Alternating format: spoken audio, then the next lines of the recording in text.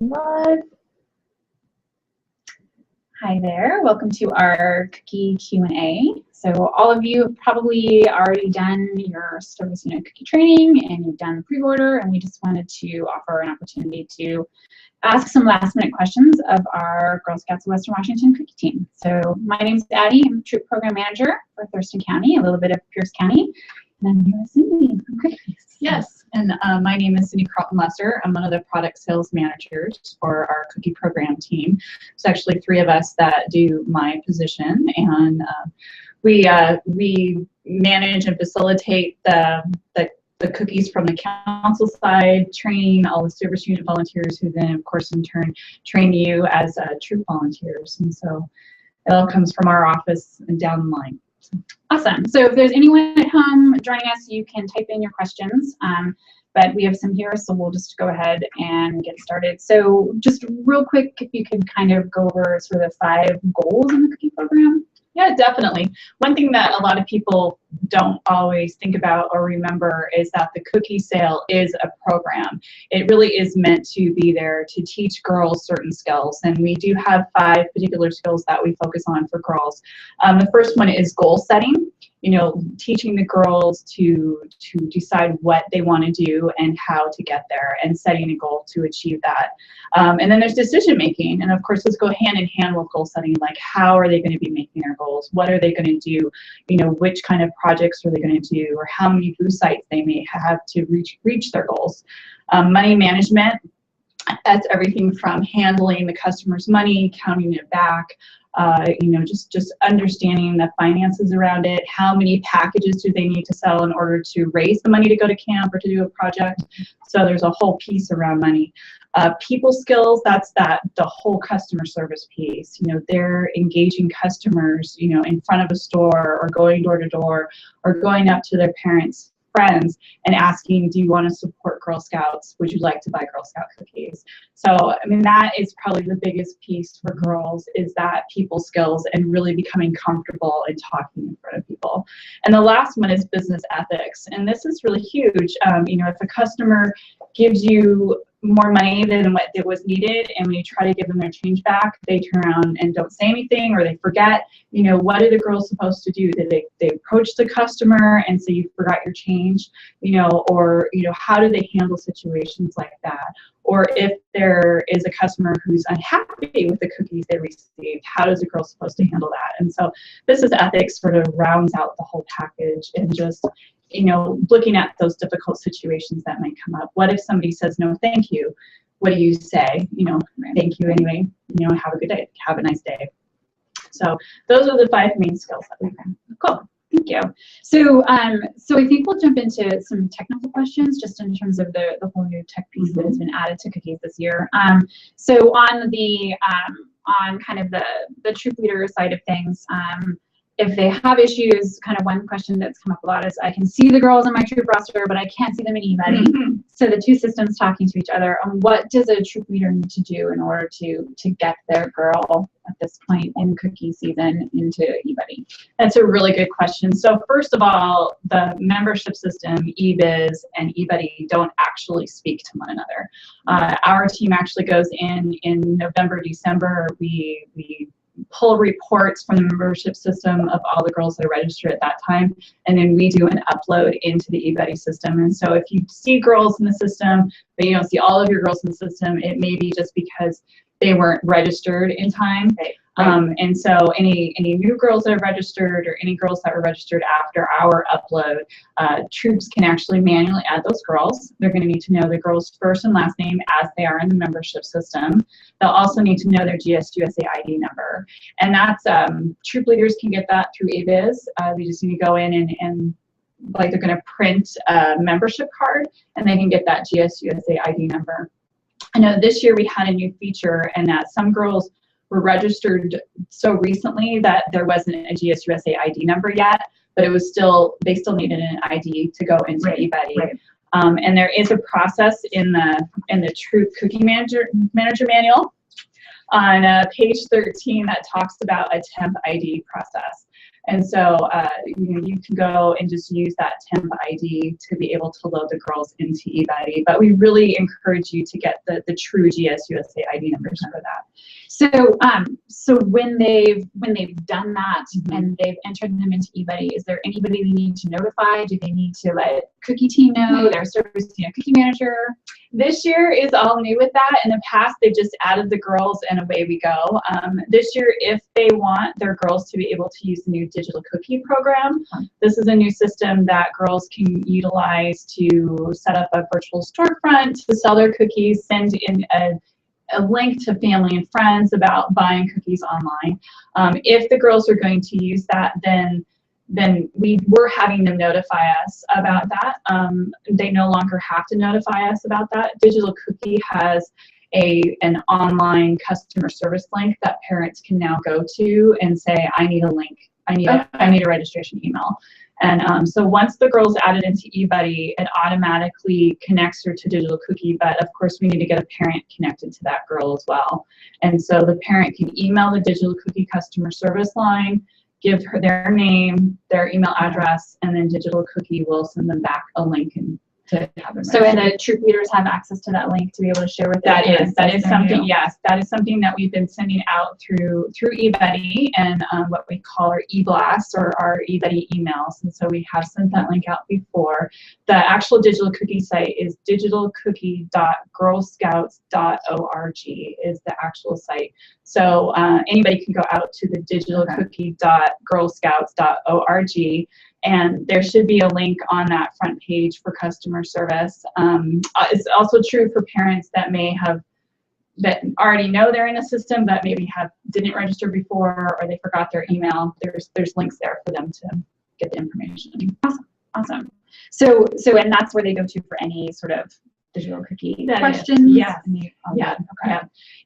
We do get questions about Digital Cookie through our team, and we apologize if we've been sending volunteers and parents to that customer service line.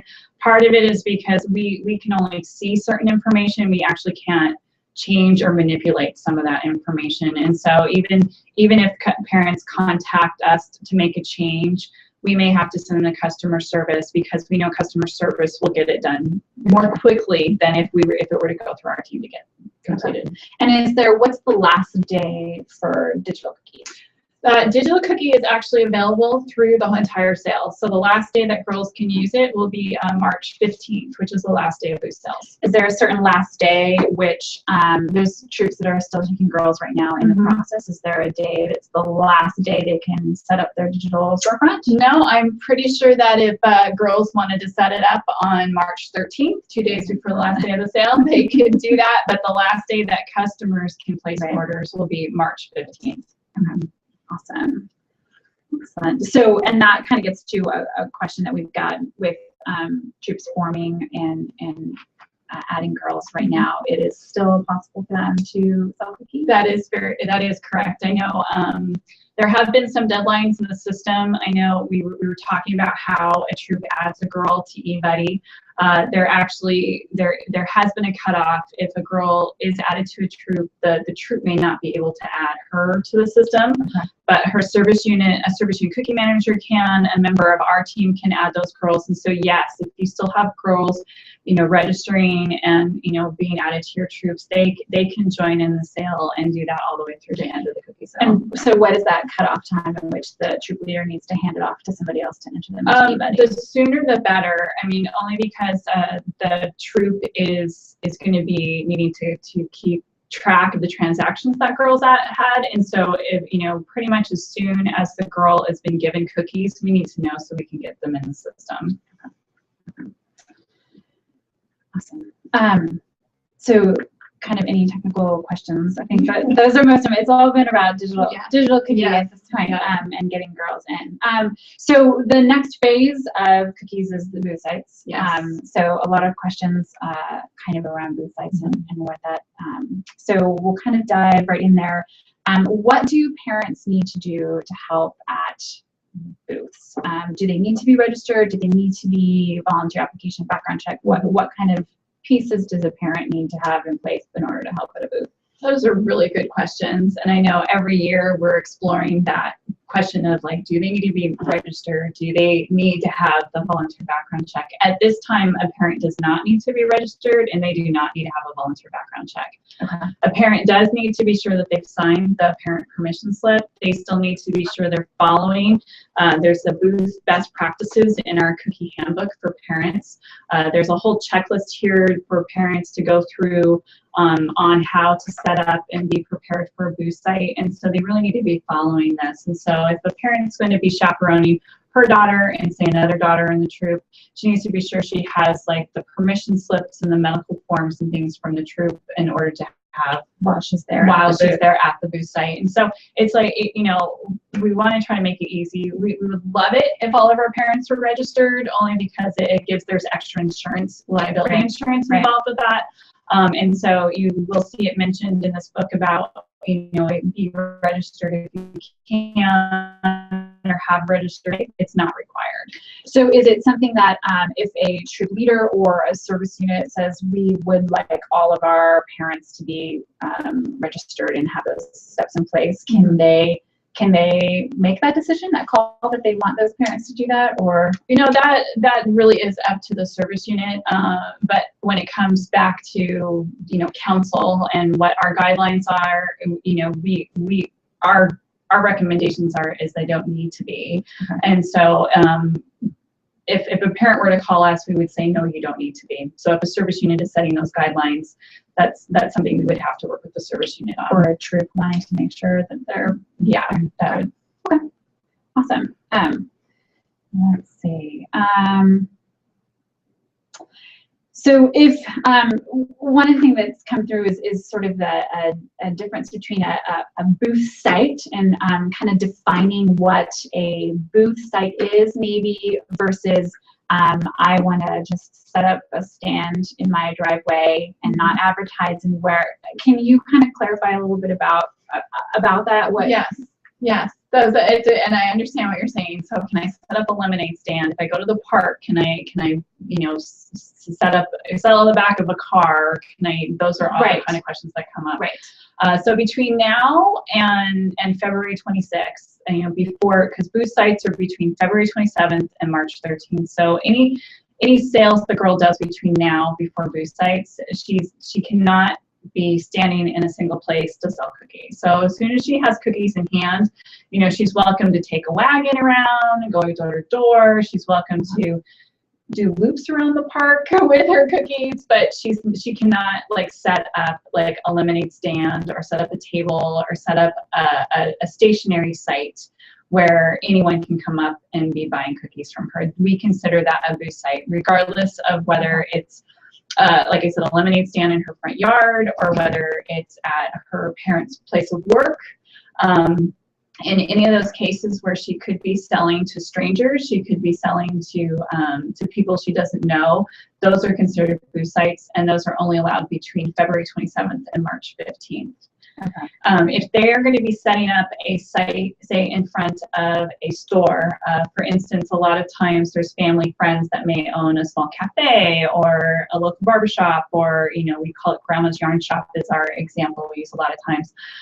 You know, a girl can definitely have a booth site there. We do ask that those type of booth sites set up in a sort of a retail situation, that those be approved. There is again a way for troops to do that in the TCM, in the cookie manual. There's a process on page 28 to do what's called the My Sales booth sites. The troop would actually add that through the system. They come through my team to be approved, and so we look at those to make sure that they're not in conflict with any other booth sites, and then we actually approve those for the troops. And so, and what's great about doing the My Booth or My Sell booth process is that those sites will go on what we call the cookie locator or a cookie finder. And so if customers are looking for where can I get cookies nearby, they can find Grandma's Yarn Shop. They can find the local cafe and see that cookies are being sold at that time. Okay. Awesome. So, and we might have talked about this, but just to make sure, kind of other ways, what are all of the allowed ways in terms of outside of booth sales, that cookies can still be sold until the deadline of March 15th? You know, Girl Scout are very creative. They're finding more and more ways to do cookie sales, and I know that a big one this year has been online, and doing marketing their sales, say, on Facebook, and that is definitely allowed, to do on your parents' Facebook page, or for girls that are over 13 to do it on their personal Facebook page, because it's going to family and friends. And so that we definitely know that if you're marketing to family and friends, it's an okay. So doing online sales, again, emails to family and friends, a personal Facebook page to family and friends is great. But we really, according to digital cookie terms and conditions and GSUSA online safety, place public sites, community sites, Craigslist, eBay, community forums, group forums on social media, those really are not allowed for girls and families to be marketing sales. And so when we're talking online sales, they can do it on a personal page to family and friends, but if it's going to be going out to any strangers, anybody they might not know, there's a huge safety concern there. And we really don't want to see those types of postings online for community type sales. Other things that girls do, they go to their parents' workplace. Right now, they may be taking their order cards around to coworkers, or maybe they are even just writing up a poster, and mom and dad are posting it in the break room for orders. We would really love it if the girls could actually hand deliver those cookies to those go in. We do have girls that during the booth site period will go in and set up a table at mom and dad's work. I mean, those things are all very acceptable. And trying to think of what else. Girls will go to, there was a suggestion of like nursing homes or other community center events. Girls will take cookies with them to their soccer games. Right. Mom has them in the back of the car, and when somebody drives by and sees it, there's through the Girl Scout stores, there's magnets that mom can have on their cars for selling cookies. There's so many different ways that girls can market it. But one of the big things that we always are stressing is just safety and girl safety. And we will never post a booth site that's actually at a girl's home, because we don't want to make her home address public. And so another thing too is we don't recommend you putting up flyers about girls being in a particular place at a particular time, especially if it's going to be at a home, again, because safety, we don't want there to be a connection between that and having people show up that shouldn't be. So, and in terms of these additional, just the financial aspect of it, in terms of ordering cookies, troops can't sell back their cookies. How does that? So if you think you're going to do all this extra sales outside of booth sales, it is the parent of the girl who's taking that responsibility of. Very much, yes. So bottom line, if a parent has signed out cookies, they're taking responsibility for those cookies, and technically they shouldn't be returning those cookies to the troop. We recognize there are those situations where girl A may have a lot of cookies left over, and girl B is like, I want more cookies, and I can sell more, and I have people that want them. And so the troop's able to transfer those extra cookies from girl A to girl B. And so there needs to be communication between parents back to the troop about leftover cookies, and especially if they want more cookies, so that there can be those transfers between girls. But in the end, if there is no communication, at the very end, if a parent has leftover cookies, they're financially responsible for those. And the same thing, if we were to take that up a notch, the same thing can happen for troops. If a troop finds that they checked out a lot of cookies for maybe a booth sales they thought they were going to do, and they haven't sold them all, they really need to be communicating with their service unit and their service unit cookie manager about those extra cookies, because the same thing may be true. There may be another troop that wants more cookies, and so the service unit is able to help transfer the cookies from one troop to another. There is a way for troops to use their leftover cookies at the end of the sale.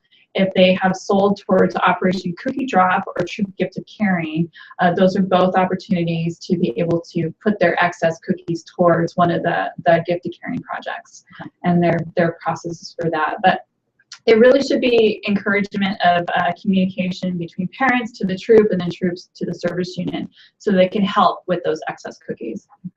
Awesome. And then just in terms of, since we were talking a little bit about money, so how do you recommend, or do you have suggestions in terms of ideas for troops and leaders when they are dividing up their booth sales? Like how to divvy up those sales when they're doing booth sites for girls? That is a big question that comes up every year, and our very first thing that we always ask troops or parents that ask us is, what did the girls decide? What kind of conversation have the girls had in their troop meeting? Going back to those program skills on goal setting and decision making, this is one of those things that the girls really should be deciding how they're going to divvy up cookies. I would say that the most common way that we see troops doing the split is that the girls that were at a booth site, it's split between those girls at the site that they were at. And so say there's 2 girls and they sold a total of 50 packages between the 2 of them. Each girl is assigned 25 packages. Right. Other troops, the girls have decided to tally up all the cookies sold at all the booth sites and equally divide them amongst all the girls who participated. There's many different ways, and what may have been decided when girls were 5 or 6 years old as daisies, when they become juniors and cadets, they may have a completely different idea of how they want to do that. And so we're always encouraging troops to revisit that idea year after year with their girls to make sure that the way that they've done it for the last 5 years, is it the same way the girls want to do it now? And again, it's really important, that communication, that if the girls have decided to split the booth sites in a certain way, that is communicated to parents so that they understand, and that the actual troop cooking manager and the troop leader also are following what the girls have decided with that. Nice, nice. So another kind of question in terms of finance that's come up is one girl is moving in June or moving soon. How do they handle that in terms of, can they give her a portion of the troop's money to take with her to a new troop, or what's the line in terms of that? Those are really good questions, and in fact, when those types of questions come up, we actually get the membership teams involved in that, and the reason is because once the troop has earned the money, it's the troop money and how they want to spend it. How I think we've seen it recommended and done in the past is for the troop to have some type of event, to have like either a party or some way to use those troop funds so the girl can be part of the troop and participate with them. I have seen it happen where a girl moves from one troop to another within our council. Right. And there was an agreement made between the old troop and the new troop that the old troop would actually issue a check to the new troop for part of the cookie funds, but that's not required of the troops at all. I mean, it really is sort of an agreement and a decision that occurs between the 2 troops. It is not a troop cannot give cash to the girl, so the girl cannot be given the money directly. So if there is going to be a transfer of funds, it needs to go directly from troop to troop. Right. Okay. Awesome. Another question that we are starting to hear a little about, just in terms of, because cookies are going to be dropped here soon, is the gluten-free cookies. Yes. So just some clarification in terms of how many gluten-free cookies are out there that each troop is going to get, and then also that process again, if they have extra, what do they do? Yes. If they need more, are there more out there? Yeah, that is a really big question. It just happens that my team is together all day today here in DuPont, and then all day tomorrow in Seattle to discuss this very question about gluten-free. But just to be very clear, we actually had to place an order with the bakery last October 1st for all the gluten-free cookies that we were going to get council-wide. And we looked at how well did the gluten-free cookies sell in other councils last year. Our baker, Little Brownie Baker, didn't offer gluten-free, but the other bakery, ABC Bakers, they had a gluten-free cookie cookie last year. And so we looked at numbers, like how well did those cookies sell last year for ABC Bakers? And most of the councils that sold that cookie last year, they sold about 1 to 2% of their sale was the gluten-free cookie. So what we did was we looked at what did our girls sell last year in Boost Sites, you know, after the initial delivery, like how well did they do in cookie sales overall? And we actually ordered 5% of all the cookies that were sold in Boost Sites last year. And so we are getting 2,856 cases, and a case is 12 packages. I don't have that number in packages on the top of my head, but it's quite a few. So we're looking, like again, today and tomorrow, looking at how many troops are participating in cookies across council-wide. At the moment, we're looking at each troop being able to get at least 1 case per troop, and that is a troop, sub-troop, or IRM. So when I say troop, that includes those. So if any of you have a large troop that has more than 12 girls, you may have a sub-troop, so that means that you would be able to get up to 2 cases for your troop. So we're definitely looking to be able to give a case per troop up front. And what we're deciding today and tomorrow is then how many extra cookies need to be distributed, or what do we have left over after that initial case per troop, and how can those be distributed. We're hoping that they will go out to our service unit cupboards, so our service units have extra cookies up front to distribute. But okay, and then troops needed to put that gluten-free in their initial order if they wanted, or no, it's just automatically? Yeah, it's automatically going to the service unit, into the service unit extras and cupboard. If a troop did put it in their initial order, we're taking those orders out. Okay. And the same is true if the service unit has placed an order for them. We're most likely will override whatever number they're requesting, and so we're taking those things into consideration. But you know, we're gonna only have a set number that we can do. You asked a question about, well, if a troop had, you know, they check out the whole case, but maybe they only sell a couple packages, or maybe they've sold their whole case and they want more.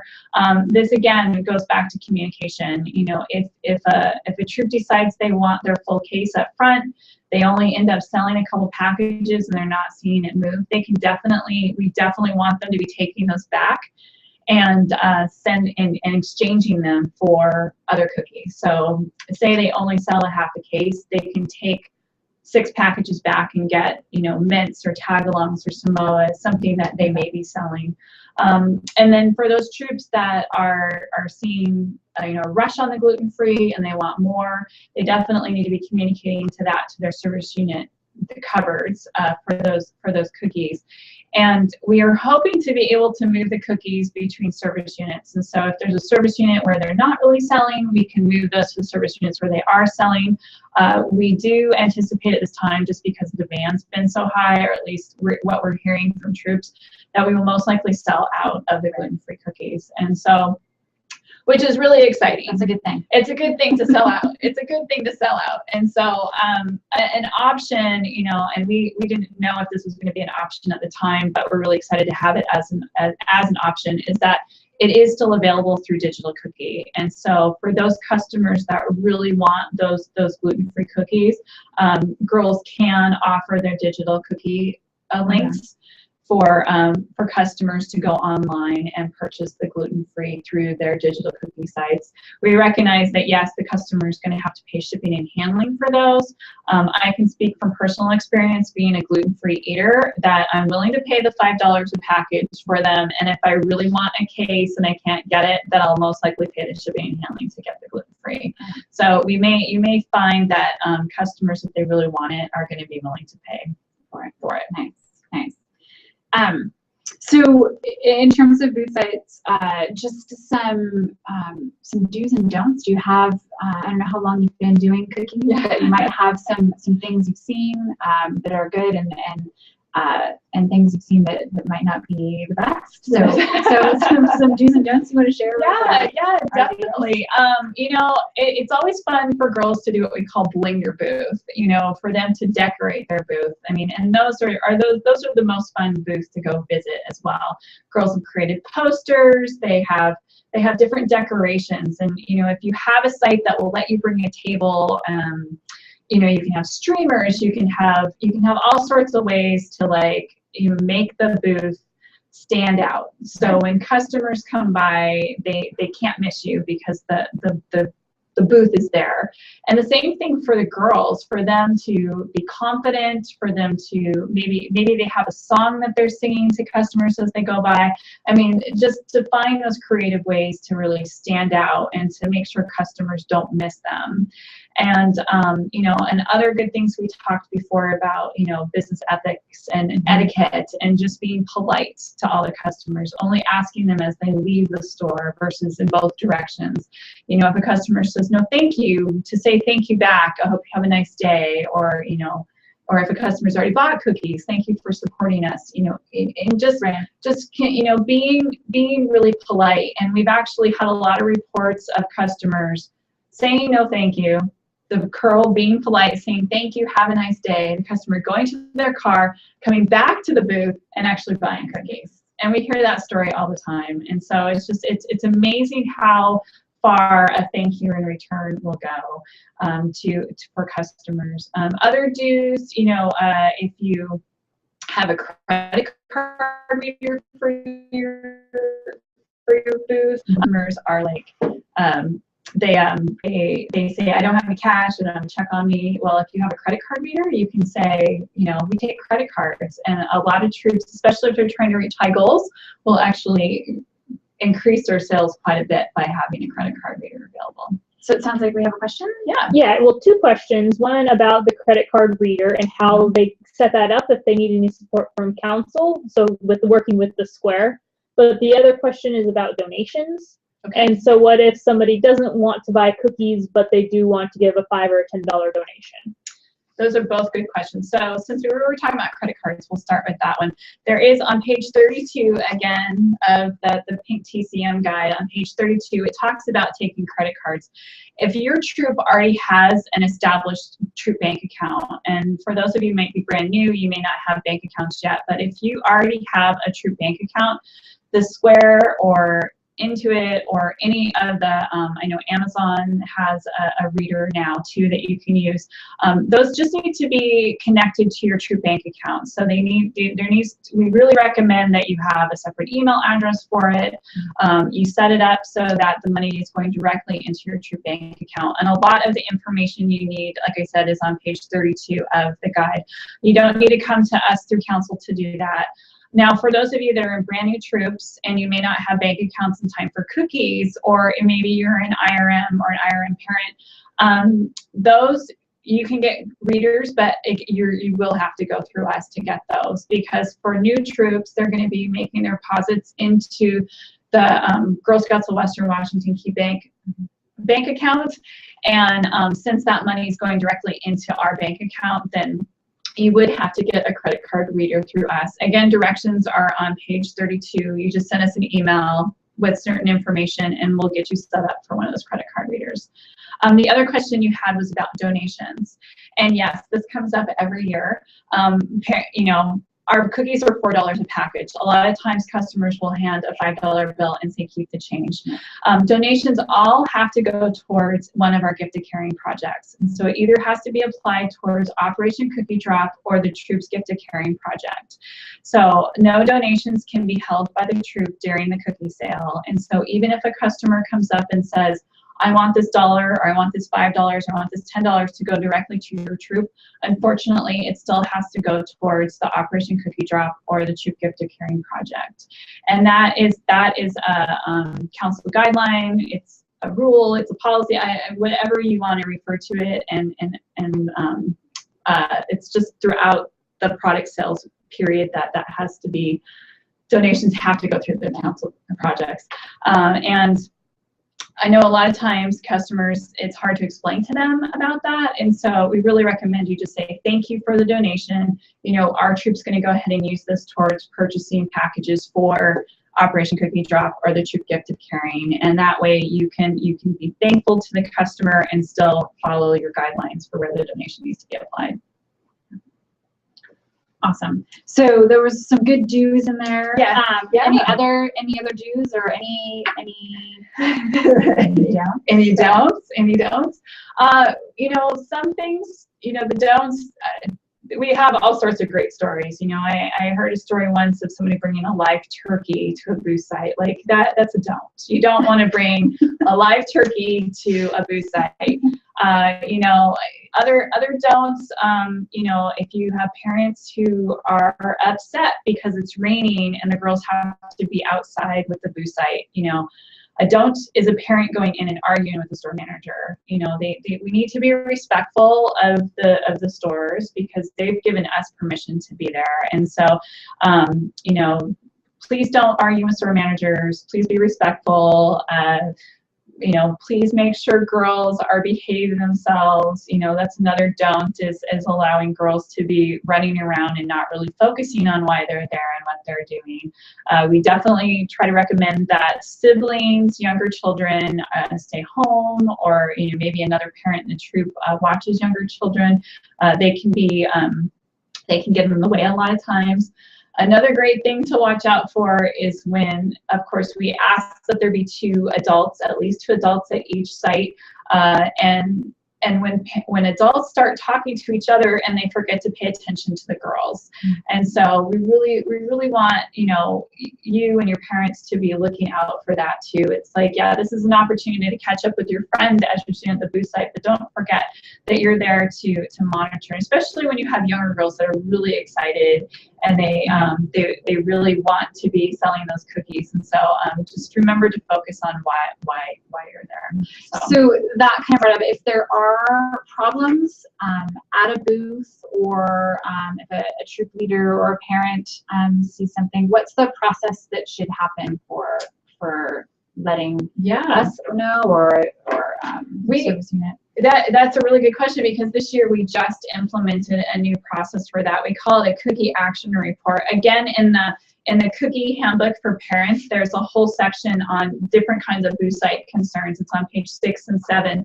And it can be everything from going up to a booth site and seeing that there's only girls there and there's no parents around, or there's only adults there and there's no girls around. How do you handle that, and what do you do?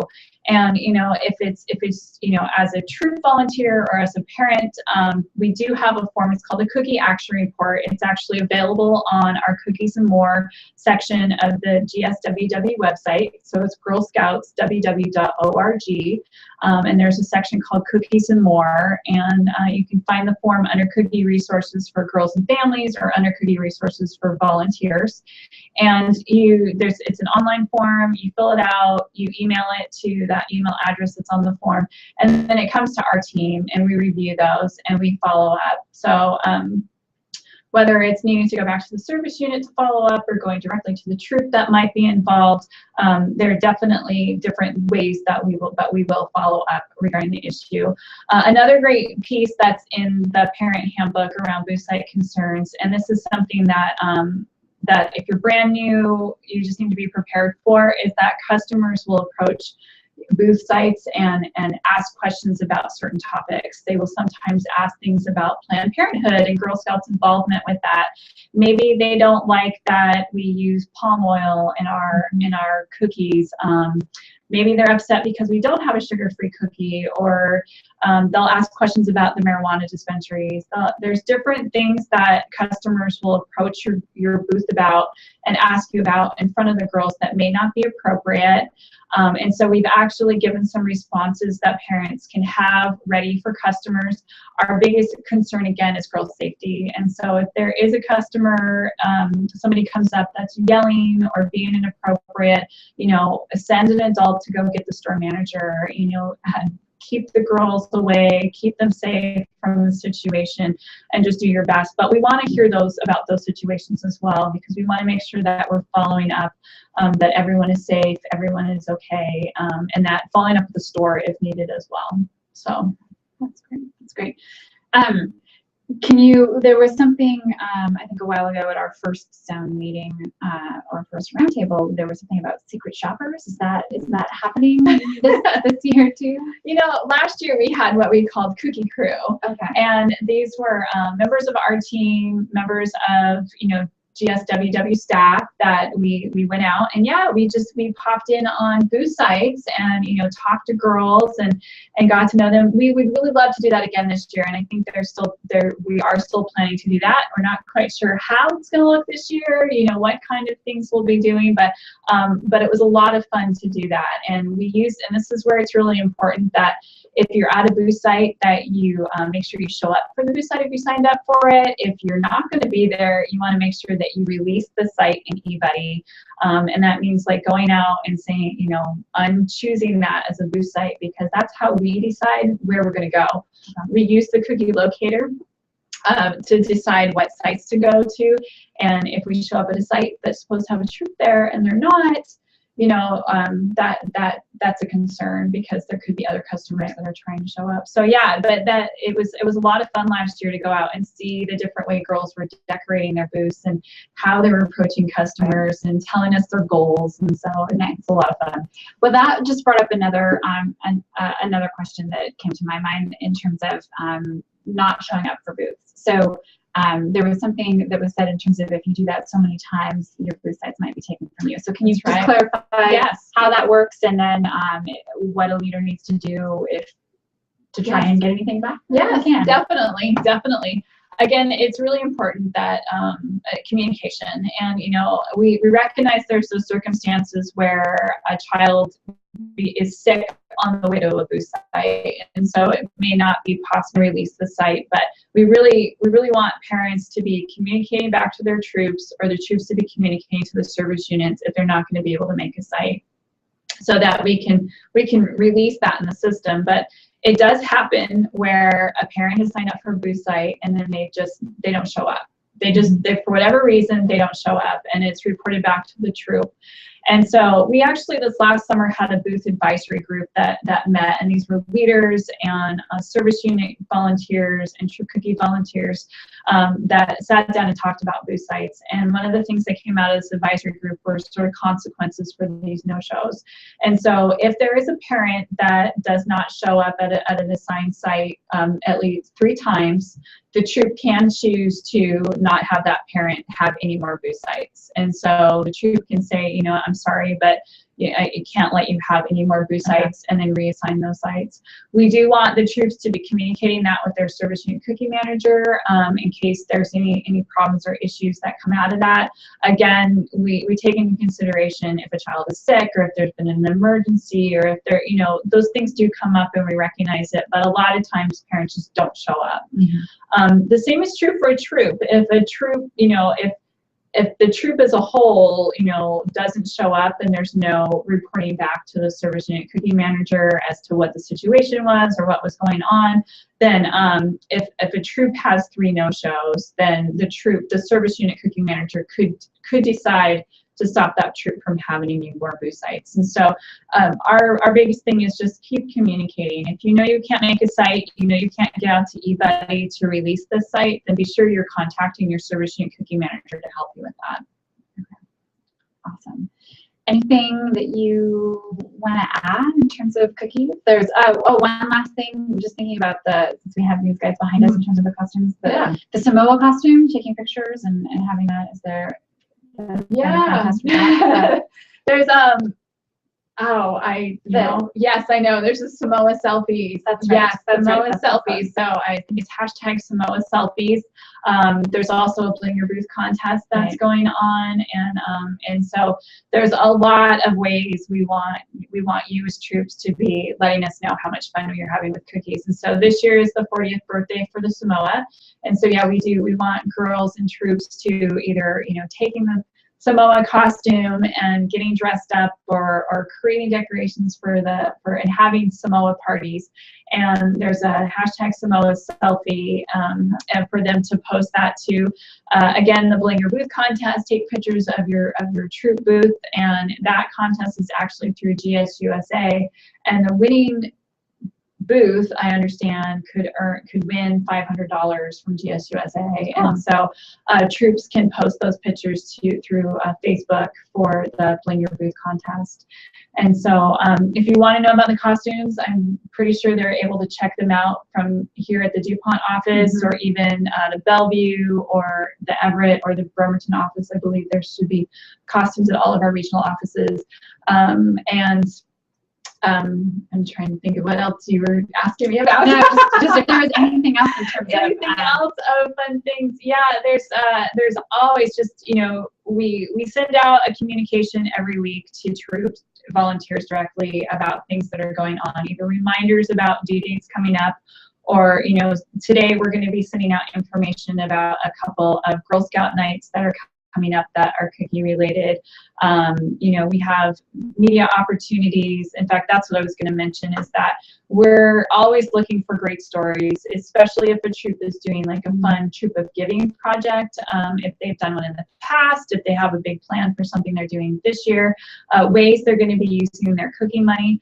We have these great media opportunities. The radio shows and TV shows are always reaching out to us looking for good stories about the cookie sale. And so as a troop, if you think that what your girls are wanting to do is pretty incredible, then we want to hear about it. And you can send those stories to cookies@girlscoutsww.org.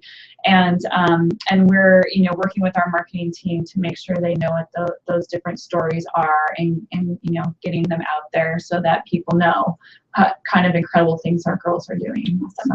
And this is we're doing it live, but then it's going to be viewed after 2 o'clock by anyone who wants to. Tell your friends. So if they have questions that we didn't answer and they want to ask them, what is the best address to send those questions? The best way? Well, sometimes they can get a much quicker answer if it goes directly to your service unit cookie managers. A lot of times they can answer your questions right away. If they're not able to, or maybe they're not giving you a full answer, you can send questions to cookies@girlscoutsww.org. We are really busy this time of year, and so we try to answer those questions within 24 hours, but there is no guarantee, and this is why I encourage you to go to your service unit cookie managers, because they a lot of times they can get right back to you much quicker than we can. But again, I know I keep referring to this wonderful pink guide, but on the inside cover is a whole listing of our cookie team. My name is there, Mecca Stevenson, Bev White's information is there, and then also the cookies email is there as well. And so our team contact information is available for you. Awesome. Okay. I think that's it. Thank you for coming down here. Thank you. This was fun. Answering some questions. So yeah.